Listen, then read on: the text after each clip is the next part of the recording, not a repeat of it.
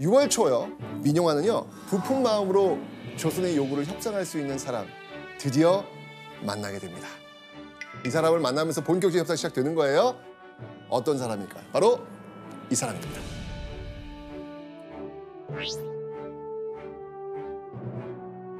당시 러시아의 외교를 담당하던 로마노프 외무대신입니다. 그러니까 지금으로 우리가 본다면 외교부 장관. 실세 중에 실세를 만난 거죠. 뭐. 예. 사실 외교는 이 사람 통해서 가는 거니까. 그렇죠. 그죠? 러시아 황실의 외교 협상 담당자인 만큼 막강한 파워가 있었습니다.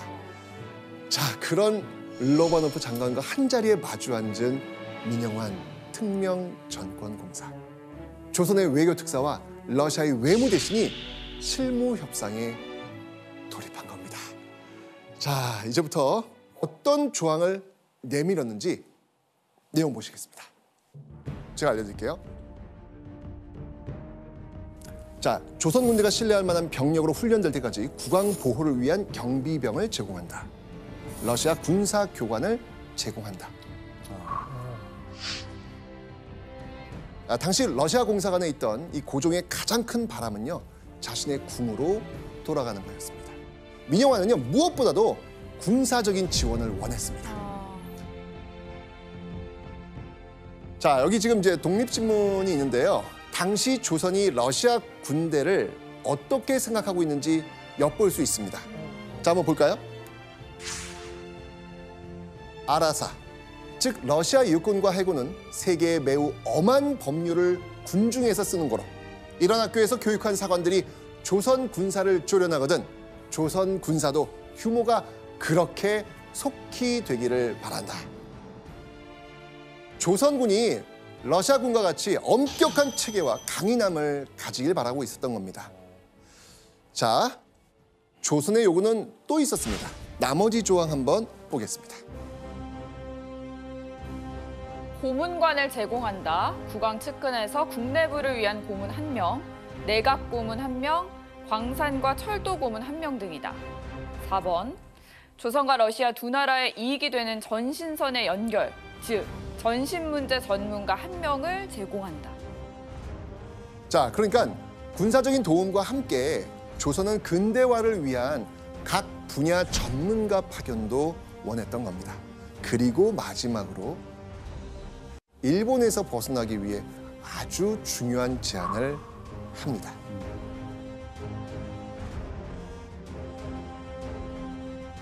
일본 빚을 청산하기 위해 300만 엔의 차관을 제공한다. 그러니까 일본의 영향력에서 벗어나기 위해선 경제적 자유도 중요했습니다. 300만 엔이요. 지금으로 치면 약 한 3천억 정도.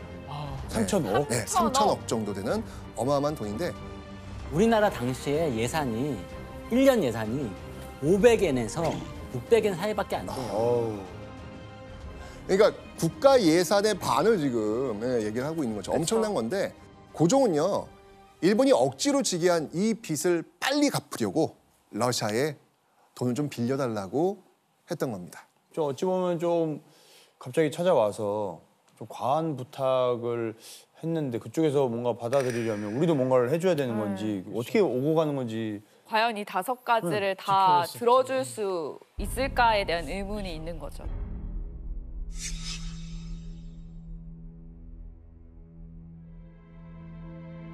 민영환의 이 5개 조항을 들은 러시아 외무 대신 바로 이렇게 말합니다. 어떻게? 이 문제는 황제의 승낙이 떨어져야 합니다. 결국 니콜라이 2세의 허락이 있어야 가능하다는 원론적인 답변만 줍니다.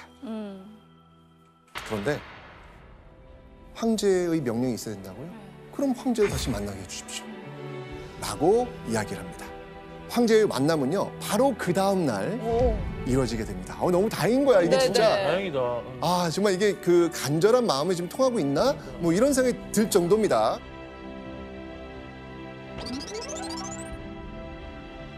자, 민영환은요, 이 기회를 잡아야 했습니다. 황제가 아시겠지만 쉽게 만날 수 있는 사람 아니잖아요. 그죠?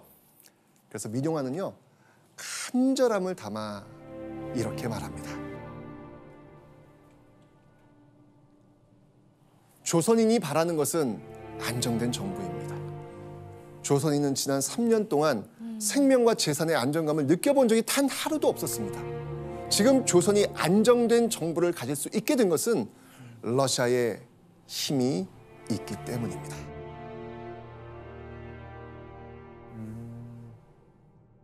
민영화는요, 황제 앞에서 외무 대신에게 말했던 조선의 이 5개의 요청사항을 다시 간곡하게 긴장된 목소리로 말합니다. 그 말을 듣는 황제, 민영환한테 이렇게 이야기합니다. 제일 중요한. 귀하는 우리의 도움을 믿어도 될 것입니다. 어떤 느낌으로 들어보세요? 수락한 것 같은데. 왜? 맞습니다. 이 황제의 말은 긍정적인 신호처럼 들리지 않았을까? 이제 고종을 안전하게 환궁시킬 수도 있겠다라는 그 희망 한 자락을 부여잡게 됩니다.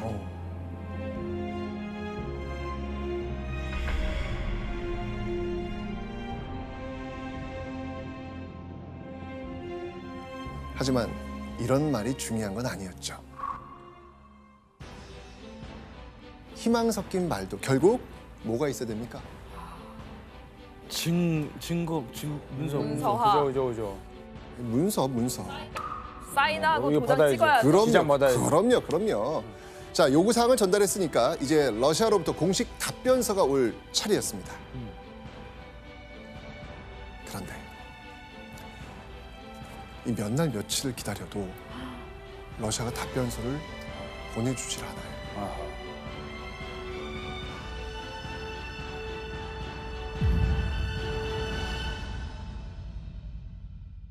러시아와 일본은요, 조선의 영향력을 두고 비밀 협정을 맺고 있었습니다.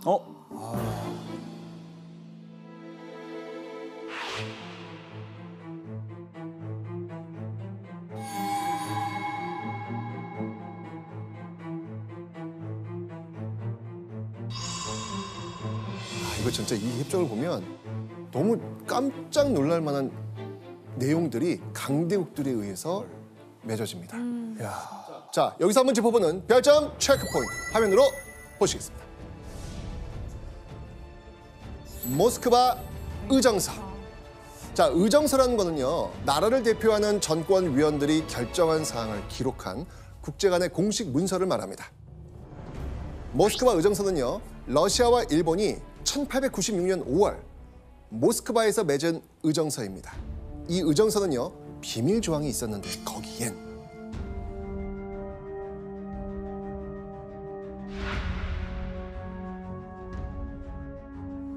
만약에 조선에서 문제가 생기면 일본과 러시아는 상호 군사 영역을 구분한다라는 내용이 있습니다. 한마디로 조선 남북의 영향력을 나누자라는 속내가 담긴 거였죠. 이거 나중에 어디서 많이 듣게 되는 그 모습 같지 않아요? 아니, 그 6.25 전쟁. 네, 6.25 전쟁이잖아요. 소련하고 대박. 6.25 전쟁이잖아요. 맞아요. 와, 그게 처음이 아니었다는 거예요. 이미 이와 비슷한 모습들이 이때부터 과거에 러시아와 일본에 의해서 이런 이야기가 있어. 너무 충격적이지 않아요? 참. 자, 그렇게 모스크바 의정서를 맺고 러시아가 입장 정리를 한 사이 민영화는 대답을 하염없이 기다리고 있었습니다.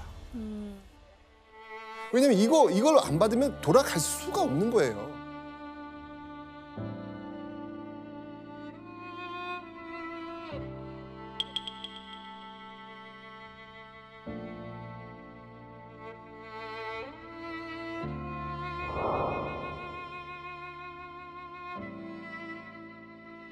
그러던 6월 13일 민영화는 다시 러시아 외무 대신과 마주 앉게 됩니다. 국왕을 궁에서 보호할 수 있도록 경비병을 빌려주실 수 없겠습니까? 아닙니다. 그렇게 할 수는 없습니다. 딱 잘라 거절을 하는 거예요. 다르네요. 민영화는요, 이에 굴하지 않고 간절한 마음을 담아 다시 말합니다. 이 경비병이 만약에 안 된다면 200여 명의 군사교관이라도 제공해 주십시오. 러시아는 단호하게 또 거절합니다. 그들은 서울에 주둔한 일본군과 마찰을 불러일으킬 수 있습니다.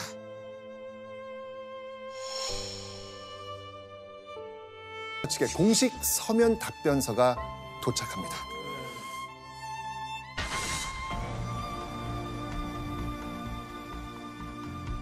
조선 국왕은 원하는 한 러시아 공사관에서 머물 수 있다. 만약 고종이 환공할 경우 러시아 정부는 안전에 대해 도덕적 보장을 제공한다. 그러니까 가장 중요했고 계속 강조했던 것 바로 고종을 지킬 경비병이었습니다. 그런데 정작 러시아는 도덕적 보장. 그러니까 명확하게 경비병 보내줄게. 네. 이거야 아니에요. 아니에요. 이거 아닌 것 같아 느낌이. 그죠? 또 이 차관 제공은 당장은 못하고 조사를 좀 해보고 필요할 것 같으면 주겠다라고 하는 입장을 지금 보여주고 있어요. 결국 모스크바 의정서 때문에 일본의 눈치를 볼 수밖에 그러니까요. 없었던 겁니다. 맞아요. 계속된 러시아의 이 거절에 이 민영환의 심정은 어땠을까?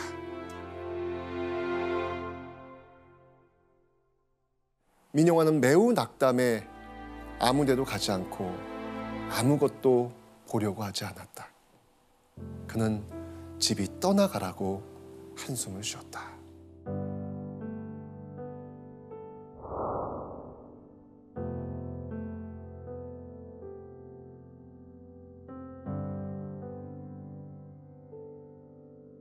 민영환은 이대로 조선으로 돌아갈 수는 없다라고 생각하면서 귀국을 미룹니다.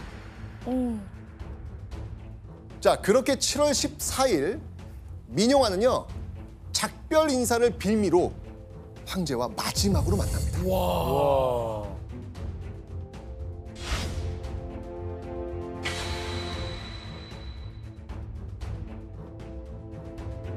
어떻게든 조금이라도 러시아의 군사적 도움을 끌어내고 싶어서 황제의 끝까지 어필했던 겁니다. 진짜 절실했었던 것 같아요. 너무 절실하니까.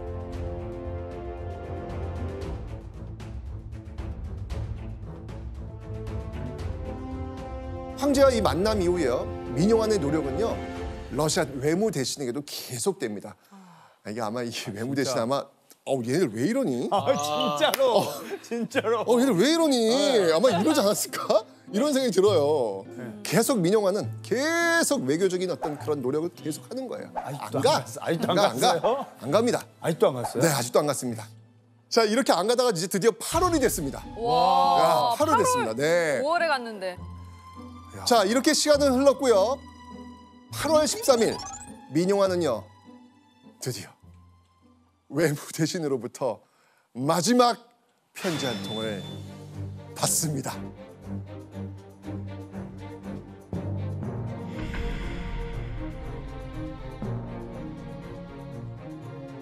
조선 정부에 어려움이 있거나 또는 다른 나라가 자주권을 침해하는 일이 있다면 러시아는 당연히 공평하게 처리하여 도울 것입니다.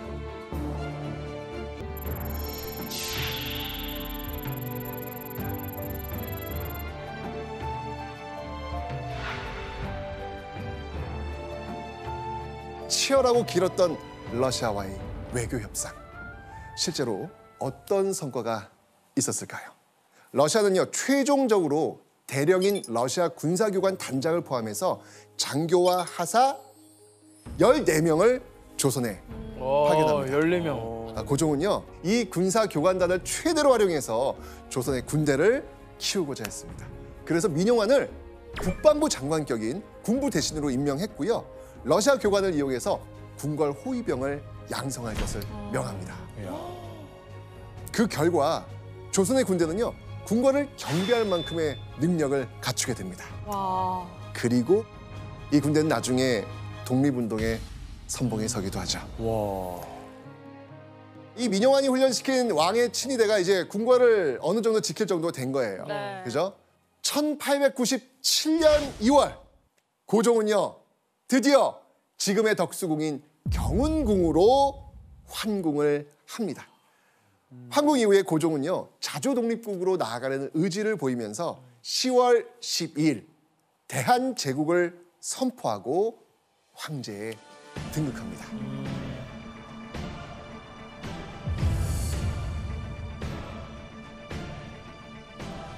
자, 그러면서요 이 고종은 외교 노선을 새롭게 정합니다. 바로 대한제국 중립국이었습니다.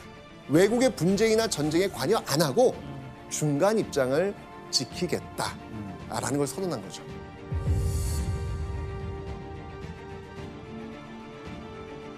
자, 1단계는요.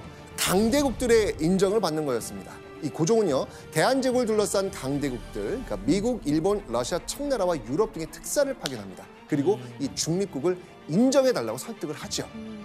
하지만 일본이 대한제국의 중립국을 인정하지 않습니다. 우리의 파워보다 지금 누구의 파워가 더 큰 거예요? 일본의 파워가 크니까 이게 지금 쉽지가 않은 거예요. 이렇게 강대국들에게 중립국 인정을 받는 게 좌절되니까 고종은 대한제국 중립국 프로젝트 2단계를 발동합니다.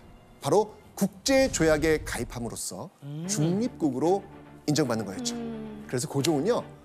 적십자 회의 참여를 추진합니다. 여러분 대한적십자사 들어보셨죠? 네. 네. 독립운동 시기부터 지금까지 다양한 구호, 인도주의 활동을 활발히 하고 있는 단체인데요. 지금도 있는 이 대한적십자가 처음 시작된 게 바로 이때 고종 때였습니다. 역사가 깊네. 네.